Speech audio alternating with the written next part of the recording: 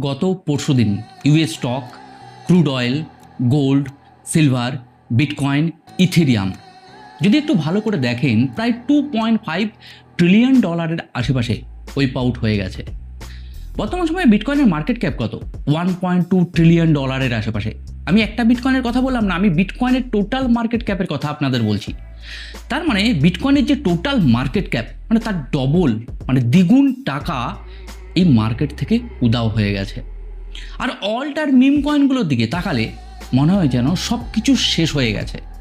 আপনারা যদি বর্তমান সময় গোল্ডের দিকে একটু ভালো করে লক্ষ্য করেন, যদি সিলভারের দিকে লক্ষ্য করেন, যদি ক্রুড অয়েলের দিকে লক্ষ্য করেন এবং ইউএস স্টক মার্কেটের কন্ডিশনও দেখেন এবং তার সাথে যদি একটুখানি ক্রিপ্টো মার্কেটটাকে তুলে ধরেন, সমস্ত মার্কেটে হিউজ পরিমাণে ডাউনফল আমরা গতকাল, গত পরশুদিন এবং তার আগের দিনও দেখতে পেয়েছি।